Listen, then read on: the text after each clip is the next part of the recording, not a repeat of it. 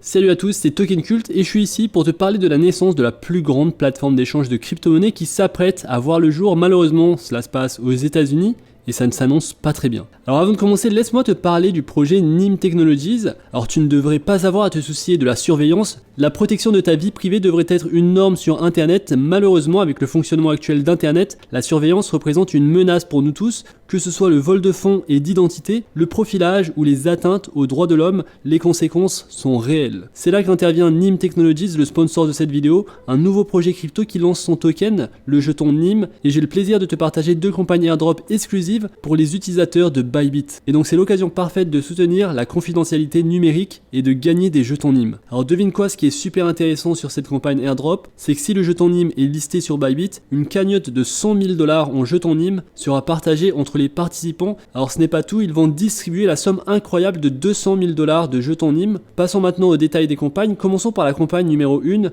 les nouveaux utilisateurs de Bybit. Pour y participer, c'est très simple, tu dois créer ton compte Bybit exclusivement en suivant le lien fourni en description, effectuer un dépôt d'au moins 100 $ avant le 5 juillet et voter pour NIM Technologies. Les 800 premiers participants qui remplissent ces conditions se partageront une somme impressionnante de 80 000 $ en jetons NIM. Maintenant, passons à la deuxième campagne qui consiste à donner 10 000 votes à NIM. Connecte-toi à ton compte Bybit et suis les instructions de vote et soumets le formulaire. Si le projet NIM remporte le vote, les 20 premiers gagnants se partageront une cagnotte de 20 000 $ en jetons NIM. Et donc c'est tout pour NIM, 2 campagnes qui sont gratuites dans lesquelles tu peux gagner de l'argent. Je t'invite à rejoindre donc ce projet pour gagner des jetons et soutenir également la confidentialité numérique. Tu trouveras tous les liens en description de cette vidéo et si tu as besoin de plus d'informations, n'hésite pas à suivre les réseaux officiels de NIM Technologies.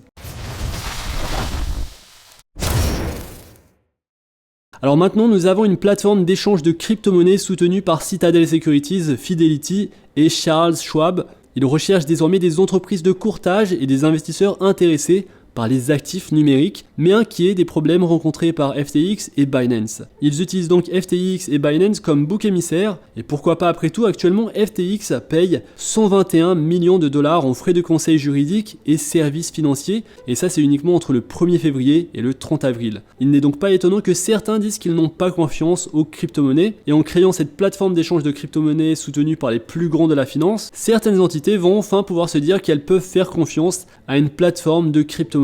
Ça sera enfin le cas et donc cette plateforme qui va sortir, c'est EDX Crypto. Alors ces entités que je vous ai citées, Citadel, Fidelity, Charles Schwab, ce sont des entités qui ne vont pas disparaître, elles ont des fonds illimités, elles possèdent la réserve fédérale et elles contrôlent tous les politiciens et les régulateurs. Et donc que pourrait-il mal se passer avec tout ça? Eh bien tout simplement ce serait de dire au revoir à la garde de tes propres actifs. L'application de BlackRock pour un ETF, c'était le coup de départ. Maintenant on assiste à une course institutionnelle pour adopter le Bitcoin. BlackRock a finalement donné le feu vert au monde des entreprises et ça a déclenché une ruée pour obtenir ces ETF. Maintenant on a la Deutsche Bank qui gère plusieurs milliards de dollars d'actifs en Europe, qui essaye de lancer son propre ETF. Il y a également Wisdom Tree Bitcoin Trust et il y en aura beaucoup d'autres, notamment avec Fidelity, qui gère des milliards de dollars d'actifs. Il se prépare également à lancer un ETF Bitcoin. Et si tu ne vois pas ce qui se passe en ce moment, laisse-moi te l'expliquer. Tu as l'effondrement de FTX, tu as les pressions sur Binance US. La SEC essaye d'éjecter tout simplement Binance. Finalement, ce qu'on voit sur le marché, c'est que les États-Unis essayent d'éjecter tous ceux qui ne sont pas de Wall Street.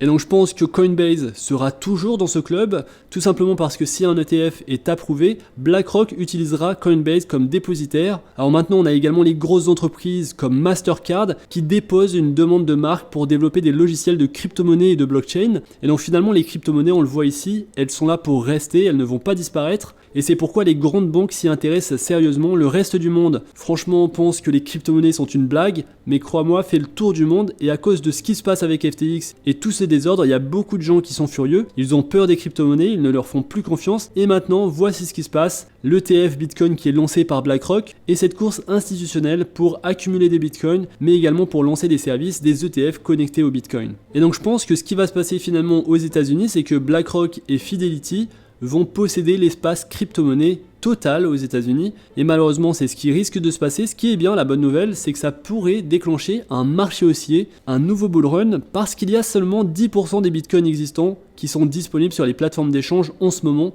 10% uniquement, et donc devine à quelle vitesse cela peut diminuer, et si c'est le cas, forcément le prix du bitcoin va fortement augmenter. Et donc dans le contexte actuel, on ne peut pas avoir une aussi forte conviction dans le bitcoin, qui est maintenant suivi par les plus grandes institutions au monde. C'est la raison pour laquelle je t'ai fait cette vidéo où je te parle de ma stratégie pour ce marché, ma stratégie actuelle, parce que ça va pas être facile pour les altcoins. Par contre, pour le bitcoin et peut-être pour l'Ethereum, on sera sur des actifs beaucoup moins spéculatifs, beaucoup moins risqués. Je t'invite à regarder cette vidéo que j'ai faite, dans laquelle je te donne ma stratégie pour naviguer dans ce marché. Si ça t'intéresse de rejoindre également ma newsletter, je t'invite à le faire, les liens sont en description. On se retrouve très vite pour une autre vidéo. D'ici là, fais attention à toi, investis bien et à très bientôt.